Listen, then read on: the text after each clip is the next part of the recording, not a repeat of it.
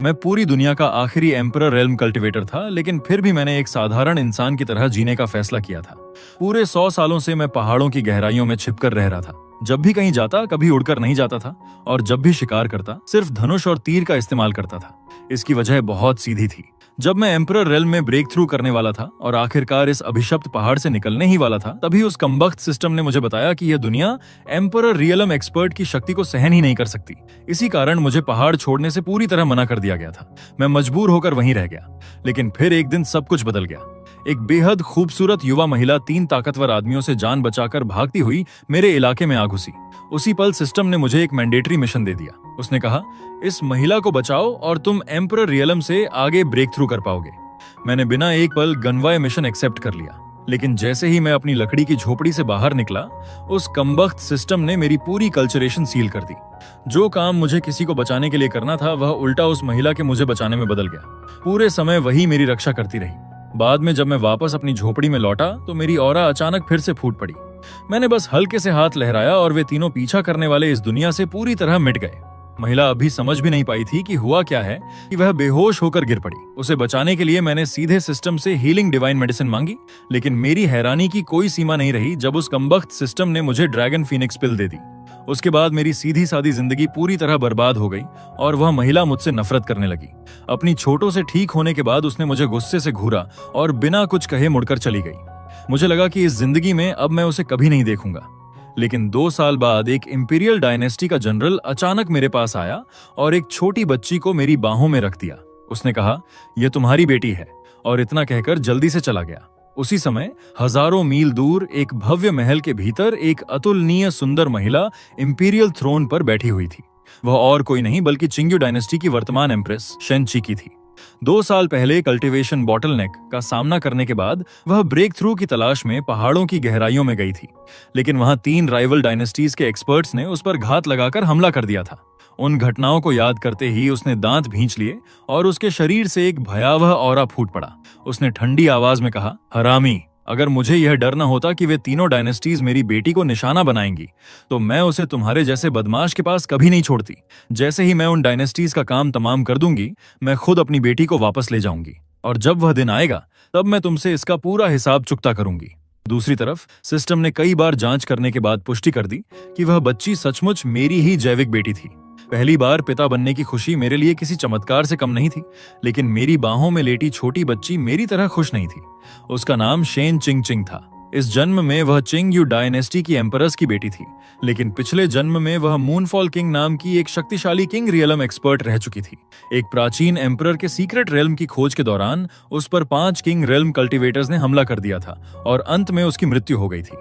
अपने मन में वह गुस्से से जल रही थी। उसने सोचा, बस इंतजार करो, जैसे ही मैं अपनी पुरानी ताकत वापस पालूंगी, तुम सबको हेवनली प्रिजन में फेंक दूंगी और दोबारा रीइंकार्नेशन का मौका भी नहीं दूंगी।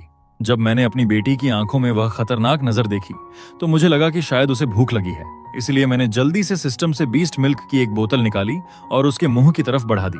शेन चिंग अभी भी अपने पिछले जन्म की यादों में डूबी हुई थी, इसलिए मेरी हरकत से चौंक गई। दुर्भाग्य से वह अभी सिर्फ एक शिशु थी और केवल अस्पष्ट आवाजें ही निकाल सकती थी। अपने मन में वह चिल्लाई, ए इंसान, तुम क्या कर रहे हो? मेरे मुंह में क्या डाल रहे हो? समय धीरे धीरे गुजरता रहा। मुझे पता था कि लोअर वर्ल्ड के कल्टीवेटर्स जब अर्थ रेल्म की 9th लेयर तक पहुंच जाते हैं तो हेवनली डाओ उन्हें जबरदस्ती अपर वर्ल्ड भेज देता है, क्योंकि यह दुनिया उनसे ज्यादा शक्तिशाली एक्सपर्ट्स को सहन नहीं कर सकती। लेकिन मैं अलग था। बहुत साल पहले जब मैं अर्थ रेल्म में पहुंचा था, तब सिस्टम ने मुझे एक विशेष रोब दी थी जो मेरे बारे में हर चीज छिपा सकती थी। इसी दौरान छोटी शेन चिंग अपने दोनों हाथों में एक पुरानी और घिसी हुई किताब पकड़कर मेरी तरफ दौड़ती हुई आई। वह अपने छोटे छोटे कदमों से बड़ी प्यारी लग रही थी। अपने मन में वह सोच रही थी, क्या इस किताब में जो लिखा है वह सच है? क्योंकि वह अभी बोल नहीं सकती थी। उसके मुंह से सिर्फ बच्चों जैसी अस्पष्ट आवाजें ही निकल रही थीं। हालांकि मैं थोड़ा उलझन में था, फिर भी मैंने उसके हाथ से वह किताब ले ली। किताब का नाम था records of the upper world. मैंने उसे तुरंत पहचान लिया। कई साल पहले मुझे यह साइन इन रिवॉर्ड के रूप में मिली थी। उस किताब में अपर वर्ल्ड में हुई कई बड़ी घटनाओं का रिकॉर्ड था। मैं हल्के से मुस्कुराया, अपनी बेटी को उठाकर गोद में लिया और उसकी तरफ देखते हुए कहा, इस किताब का नाम रिकॉर्ड्स है। इसके अंदर बहुत सारी छोटी छोटी कहानियां हैं, ऐसी कहानियां जो अपर वर्ल्ड के बारे में हैं। शेन चिंग चिंग दरअसल मुझसे यह पूछना चाहती थी क्या इस किताब में जो कुछ लिखा है वह सच में सच है, लेकिन जितना ज्यादा वह इसके बारे में सोचती उतना ही उसका गुस्सा बढ़ता जाता। अचानक उसने झुंझलाकर अपना छोटा सा गोल मटोल हाथ मेरे चेहरे की तरफ घुमा दिया। उसकी नजर में यह एक गुस्से भरा थप्पड़ था, लेकिन मेरे लिए वह किसी प्यार भरे स्पर्श से ज्यादा नहीं था। मैं मुस्कुराया, उसे अपनी बाहों में और करीब खींच लिया और कहा, इधर आओ मेरी प्यारी बेटी, डैडी तुम्हें यह पढ़कर सुनाता है। इस किताब की कहानियां बहुत दिलचस्प हैं। फिर मैंने किताब खोली और संयोग से वह ठीक उसी पन्ने पर खुल गई जिसे शेन चिंग चिंग 10 मिनट पहले पढ़ रही थी। मेरी नजर सबसे पहले 4 बड़े अक्षरों पर पड़ी, मूनफॉल किंग। मैंने उस पन्ने की तरफ इशारा करते हुए कहा, देखो बेटी, ये जो है ना, यही मशहूर मूनफॉल किंग है। क्या ये बहुत खूबसूरत नहीं है? जैसे ही शन चिंग चिंग ने वह पन्ना देखा, उसकी आंखें चौड़ी हो गईं। तभी मैंने पढ़ना शुरू किया। मूनफॉल किंग का जन्म अपर वर्ल्ड के मूनफॉल क्लैन की सेंटेस के रूप में हुआ था। उसके पास हेवनली स्पिरिट सेक्रेड बॉडी था। 3000 साल पहले किंग रियल्म में पहुंचने के तुरंत बाद उसने अनगिनत पुराने किंग रियल्म एक्सपर्ट्स को हरा दिया था और उन्हें घुटनों पर बैठकर दया की भीख मांगने पर मजबूर कर दिया था। 1000 साल पहले जब किंग रियलम सीक्रेट रियलम खुला तो वह अकेले उसके अंदर गई थी। दुर्भाग्यवश वहां 5 किंग रियलम एक्सपर्ट्स ने उस पर घात लगाकर हमला कर दिया और अंत में वह पराजित हो गई। यह सब पढ़ते हुए शेन चिंग चिंग का छोटा सा शरीर हल्का कांपने लगा। उसके मन में जबरदस्त सदमा था। उसने सोचा, यह सब सच है? क्या मुझे मरे हुए सचमुच इतने साल हो चुके हैं? वह जल्दी जल्दी किताब के पन्ने पलटने लगी और जल्द ही उसे अपनी मृत्यु के समय के सबसे करीब का एक रिकॉर्ड मिल गया। उसमें लिखा था, लनगोंगवा ने एम्परर रेल्म में प्रवेश किया। 1000 साल पहले उसने 5 किंग रेल्म एक्सपर्ट्स के साथ मिलकर महान मूनफॉल किंग की हत्या की और अंततः उसकी इनहेरिटेंस प्राप्त कर ली। जैसे ही शेन चिंग चिंग ने चित्र में वह चेहरा देखा जिसे वह जिंदगी भर नहीं भूल सकती थी, उसका छोटा सा गोल मटोल हाथ कसकर मुट्ठी में बदल गया। गुस्से में उसने सीधे उस तस्वीर के सिर पर मुक्का मार दिया। उसी क्षण आसमान से एक भयानक सोड ऑरा उतर आई। पूरा आकाश मानो उसके दबाव में शांत हो गया। हेवनली पनिशमेंट सक्रिय हो चुकी थी। शून्य में एक विशाल तलवार प्रकट हुई जो सीधे शेन चिंग चिंग की तरफ इशारा कर रही थी। ऐसा लग रहा था मानो स्वर्ग की इच्छा स्वयं गूंज रही हो। एम्परर का अपमान नहीं किया जा सकता। उसी समय मेरे मुंह से एक धीमी आवाज निकली। मैंने बस एक शब्द कहा और वह विशाल तलवार उसी पल टुकड़ों में बिखर गई। शेन चिंग चिंग अविश्वास में जम गई। उसे तुरंत समझ आ गया कि वह स्वॉर्ड ऑरा उसी को निशाना बना रही थी। हालांकि उसकी शक्ति बहुत ज्यादा नहीं थी, लेकिन वह निस्संदेह एक एम्परर रेल्म एक्सपर्ट के अपमान के कारण उत्पन्न हेवनली पनिशमेंट थी। फिर भी उसके इस सस्ते पिता ने उसे सिर्फ एक शब्द बोलकर खत्म कर दिया था। दूसरी तरफ मैं कुछ समझे बिना प्यार से उसके सिर पर हाथ फेरने लगा और कहा, कोई बात नहीं बेटी, डैडी यहाँ है, डरने की जरूरत नहीं है। इसी तरह देखते ही देखते 2 साल और गुजर गए। हम दोनों पहाड़ के भीतर शांति से रहते रहे। हमारी जिंदगी किसी दुनिया से कटे हुए स्वर्ग जैसी थी, लेकिन पहाड़ के बाहर हालात बिल्कुल अलग थे। चिंग्यू डायनेस्टी की एम्प्रेस शेन चिकी ने तीनों महान डायनेस्टीज के खिलाफ भीषण युद्ध छेड़ दिया था। केवल 2 सालों में उसने तीनों को पूरी तरह नष्ट कर दिया। हालांकि युद्ध खत्म हो चुका था, फिर भी पीछे बचे अवशेषों को संभालने और स्थिर होने में काफी समय लगना था। पहाड़ों में मेरी शांत जिंदगी और बाहर की अराजक दुनिया के बीच का अंतर बेहद बड़ा था। फिर 1 और साल बीत गया। उस दिन मैं आंगन में खड़ा था और मेरे सामने एक विशाल लोहे का कड़ाहा रखा हुआ था। उसके भीतर अनगिनत डिवाइन बीस्ट्स के ब्लड एसेंसेस थे जिन्हें इकट्ठा करने में मैंने बहुत मेहनत की थी। आज मेरी बेटी का 4था जन्मदिन था और यही वह दिन भी था जब उसकी फिजिक जागृत होने वाली थी। शेन चिंग चिंग अभी अभी अपनी कल्चरेशन पूरी करके बाहर आई थी। जैसे ही उसने मुझे उस विशाल कड़ाहे के सामने बड़े करछुल से कुछ चलाते हुए देखा, उसके चेहरे पर अजीब सा भाव आ गया। उसने मेरी तरफ देखा मानो पूछ रही हो, पिताजी आप क्या कर रहे हैं? मैंने बिल्कुल सामान्य अंदाज में जवाब दिया, कुछ खास नहीं, आज तुम्हारा जन्मदिन है ना, इसलिए तुम्हारे लिए सूप बना रहा हूँ। शेन चिंग चिंग की नजर तुरंत उस विशाल कड़ाहे पर गई। उसने मन ही मन कहा, हे भगवान, इतना बड़ा बर्तन सूप बनाने के लिए? मुझे तो लग रहा है कि फादर मुझे ही पकाने वाले हैं। बेशक वह ये बात सिर्फ अपने दिल में ही कह सकती थी। आखिर इस जन्म के उसके पिता सचमुच बेहद अजीब थे। इतने सालों में उसने मुझे कभी लड़ते हुए नहीं देखा था। हर दिन मैं बस सोता, आराम करता और जिंदगी का आनंद लेता नजर आता था। लेकिन एक बात उसे पूरी तरह यकीन थी, मैं बेहद शक्तिशाली था। आज उसकी फिजिक जागृत होने वाली थी और असल में वह इसी विषय पर मुझसे बात करने आई थी। इस जन्म में उसके पास इनेट डाओ बॉडी था जो उसके पिछले जन्म के हेवनली स्पिरिट सेक्रेड बॉडी से भी ज्यादा शक्तिशाली फिजिक था, लेकिन उसे जागृत करने के लिए बेहद डरावने संसाधनों की जरूरत पड़ती थी।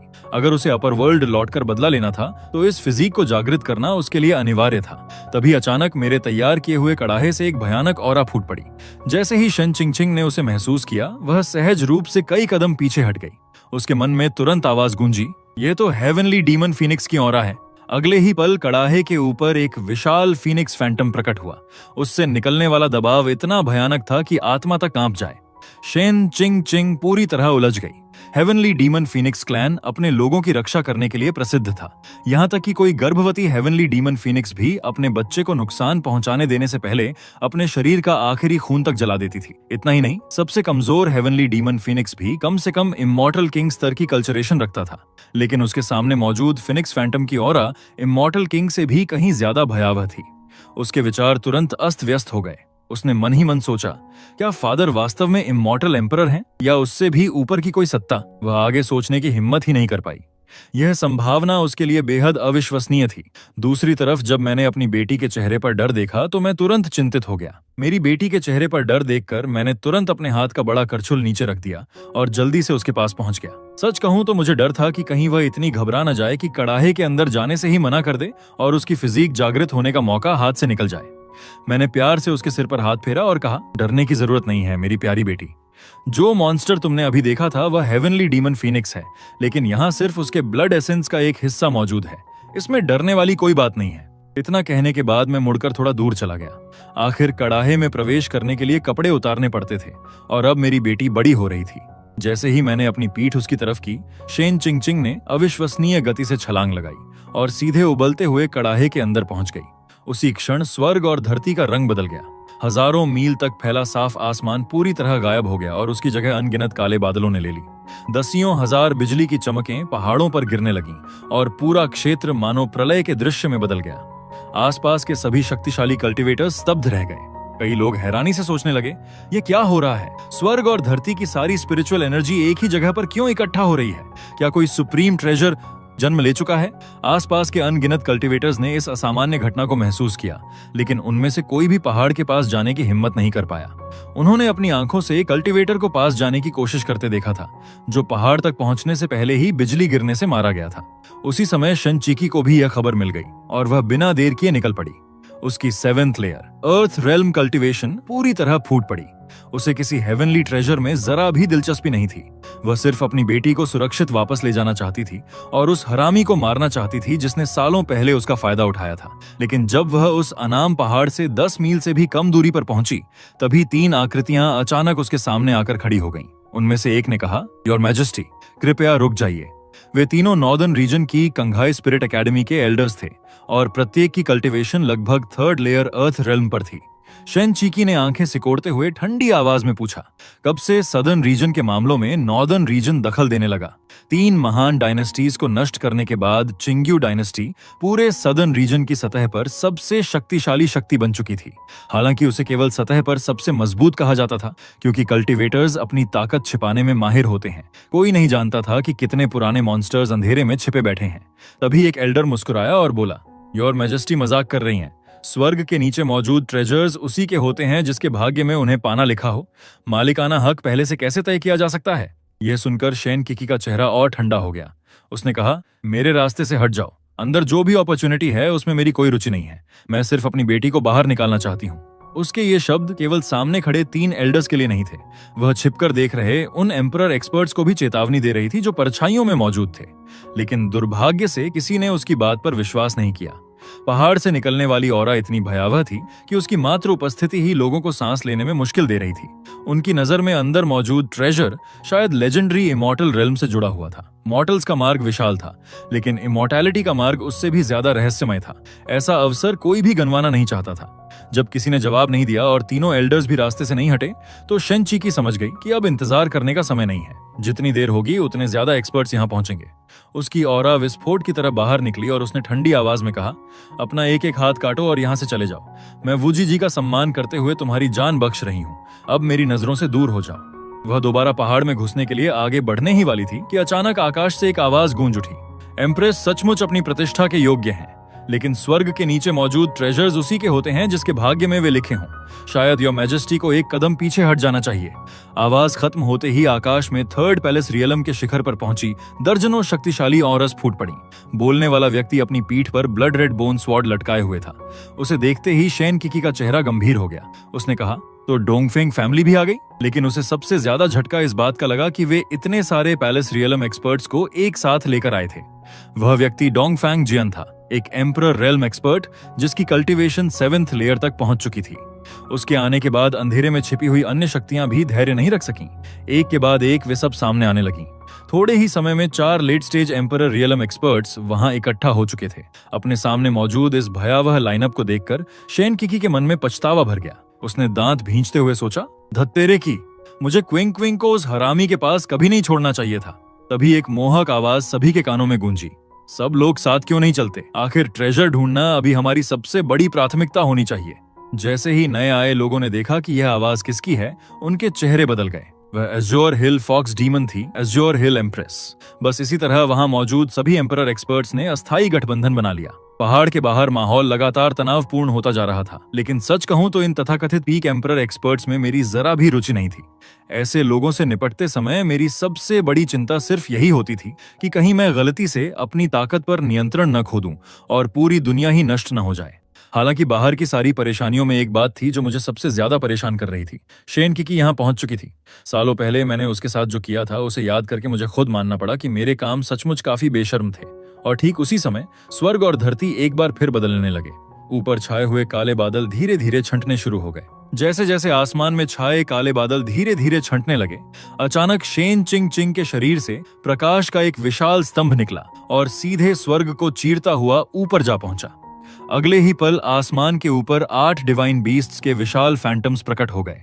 वह दृश्य इतना भयानक और दिव्य था कि बची हुई सारी स्टॉर्म क्लाउड्स भी तुरंत बिखर गईं। यह देखकर आखिरकार मैं होश में आया और कड़ाहे के भीतर बैठी अपनी बेटी की तरफ देखने लगा।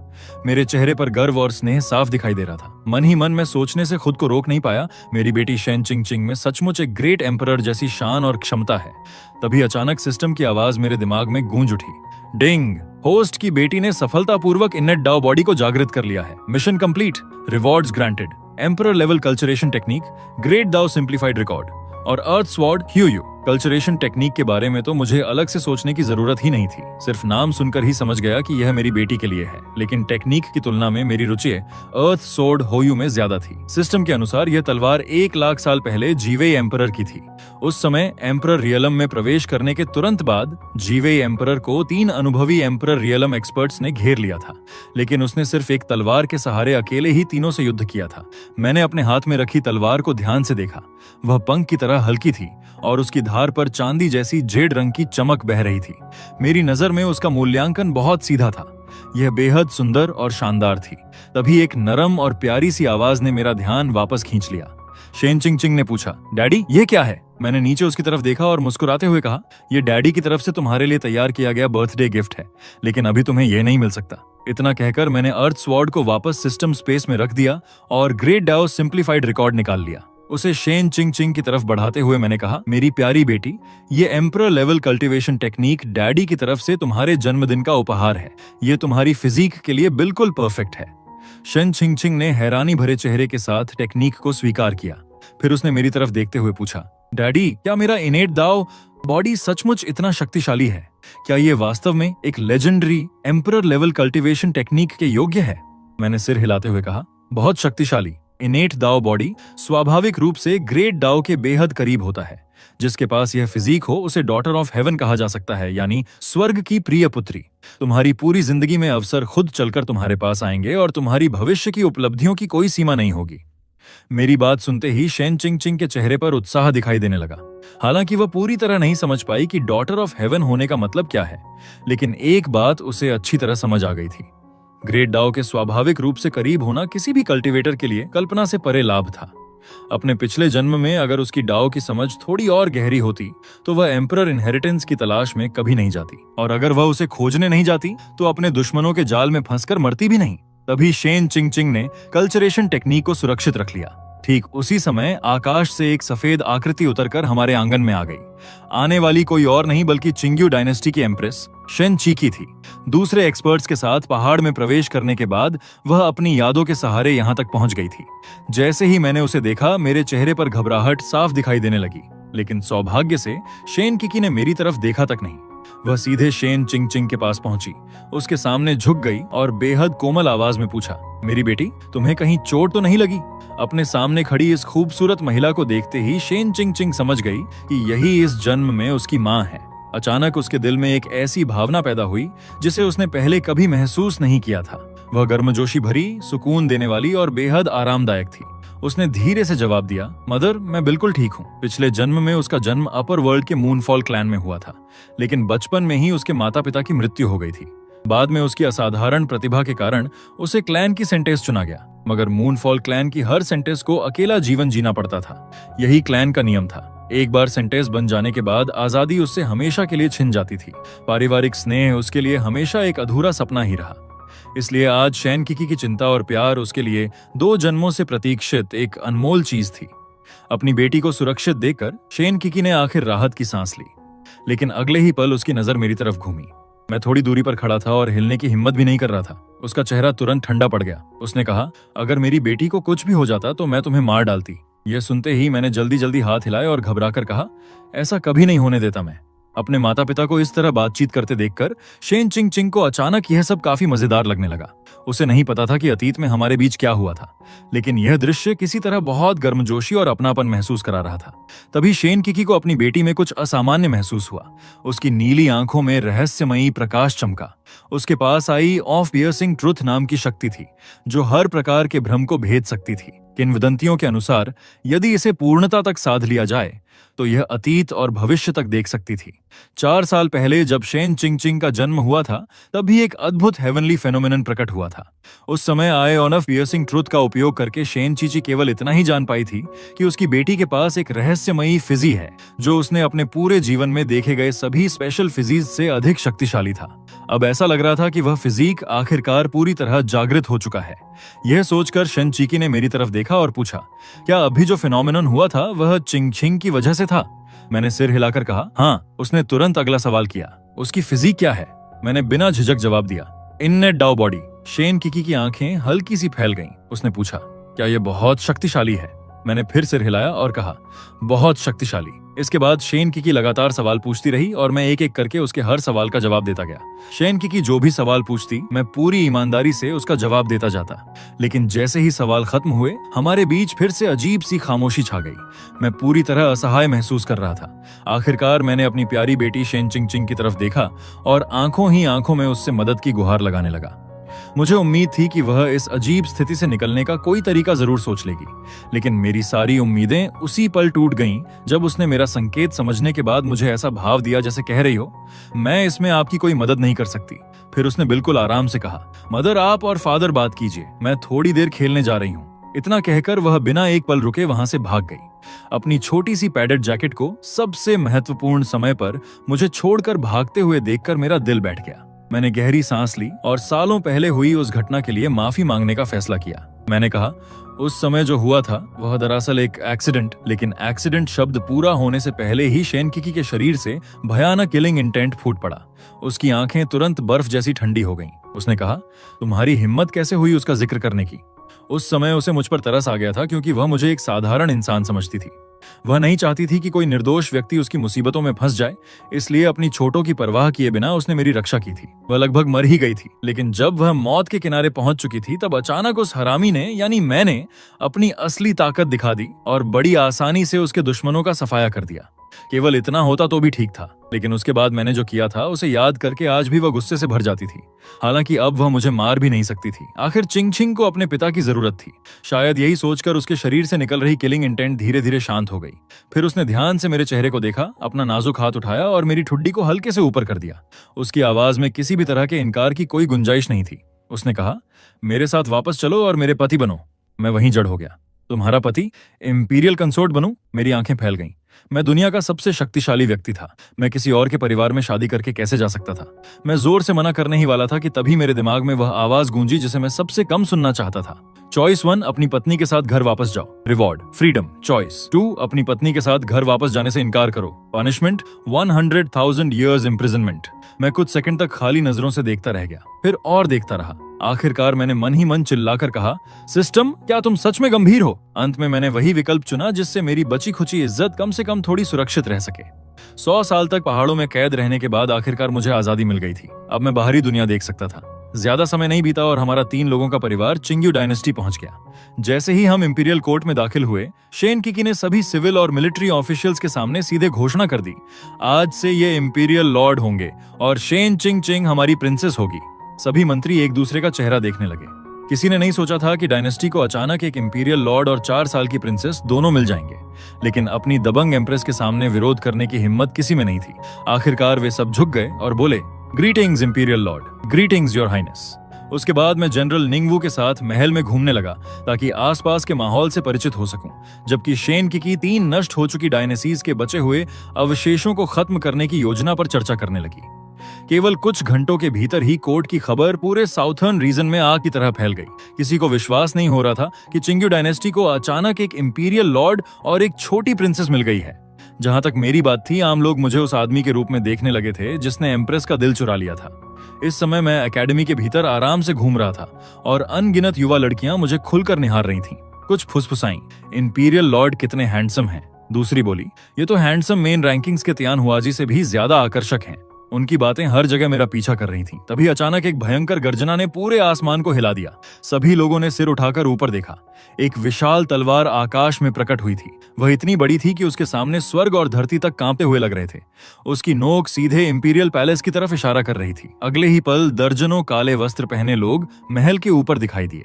उनके शरीर से निकलने वाला दबाव इतना भयावह था कि अनगिनत लोग लगभग घुटनों के बल गिर पड़े। यह देखकर मेरी आंखें ठंडी हो गईं। मैंने मन ही मन कहा, कितने घमंडी हैं।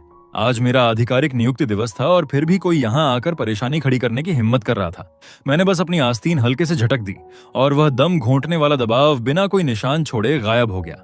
उसी समय एकेडमी के भीतर से प्रकाश की 2 किरणें निकलकर इंपीरियल पैलेस में पहुंच गईं। मैंने उनकी ऑरा तुरंत पहचान ली।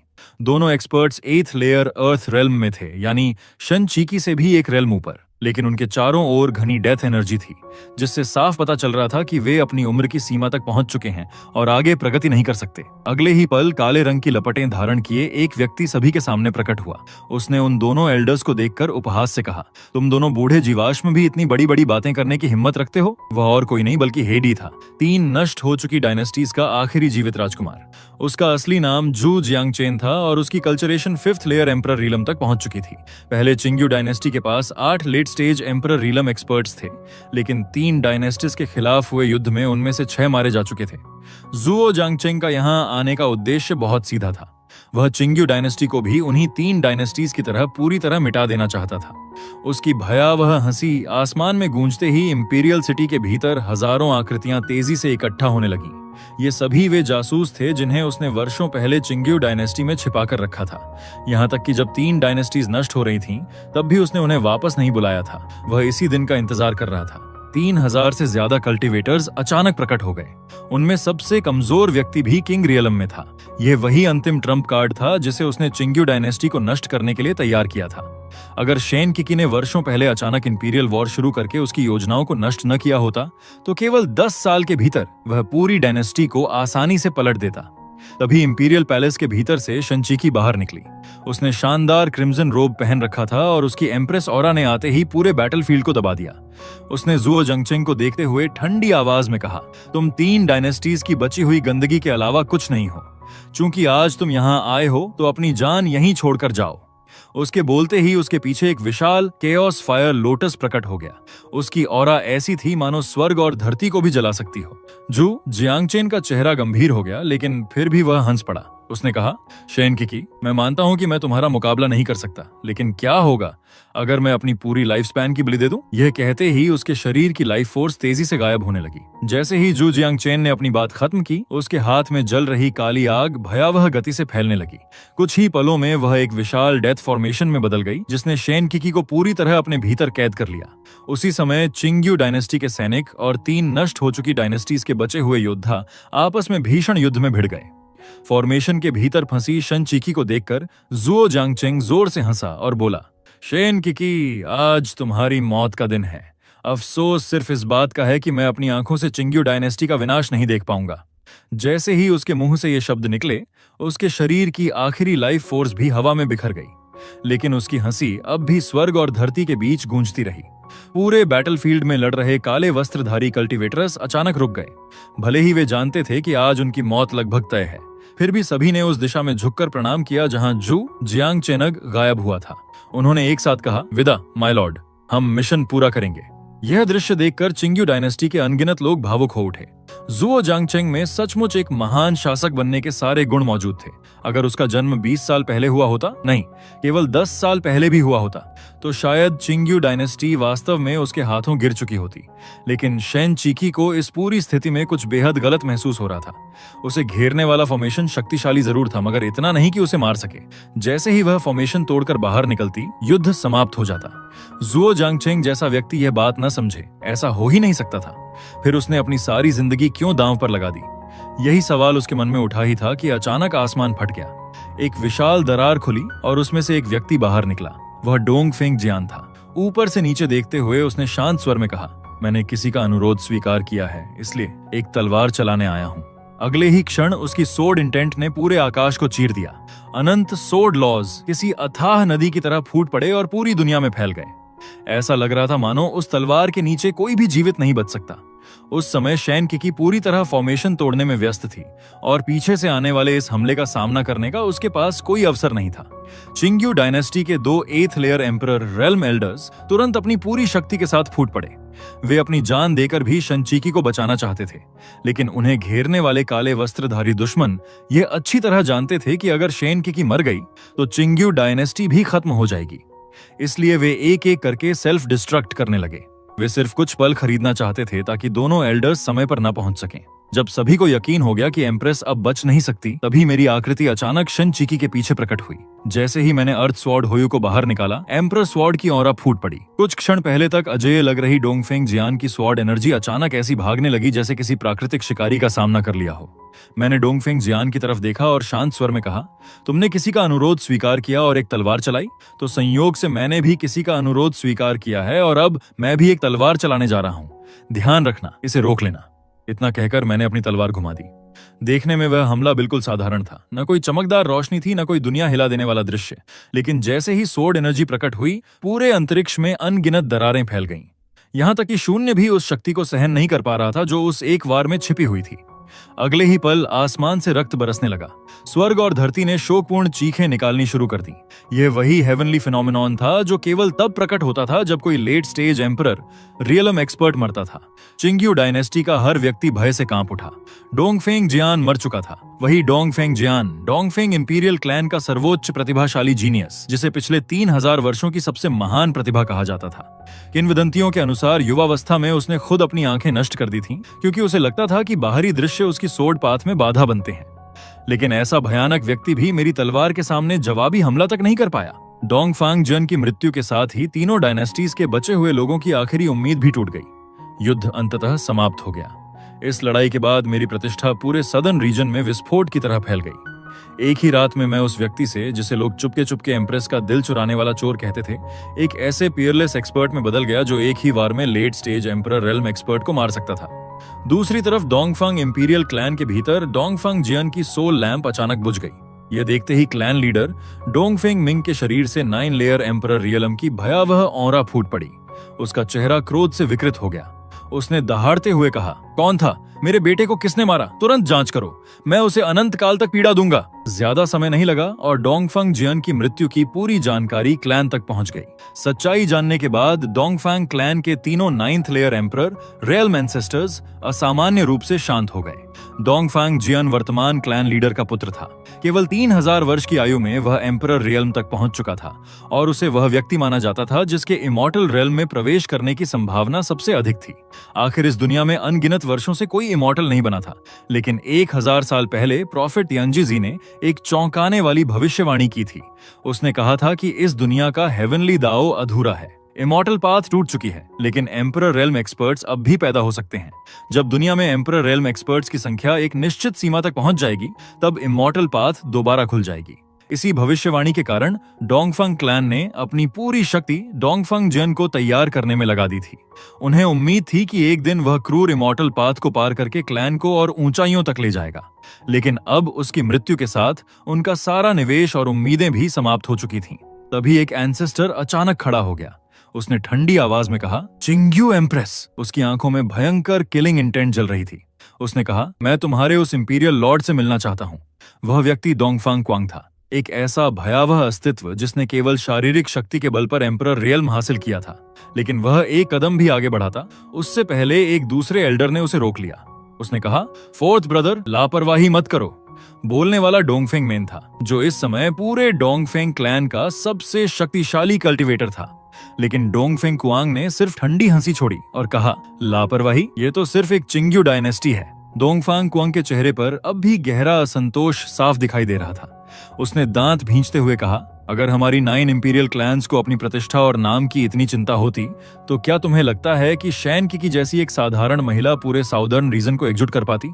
लेकिन डोंगफेंग मेन ने उसकी तरफ शांत नजरों से देखा और धीरे से पूछा, तो मुझे एक बात बताओ, अगर तुम्हारा मुकाबला जियानर से होता तो जीतने का तुम्हें कितना विश्वास होता? यह सुनते ही डोंगफंग कुआंग पूरी तरह चुप हो गया। उसका ऊंचा उठा सिर धीरे धीरे नीचे झुक गया और उसके चेहरे पर दर्द भरा भाव उभर आया।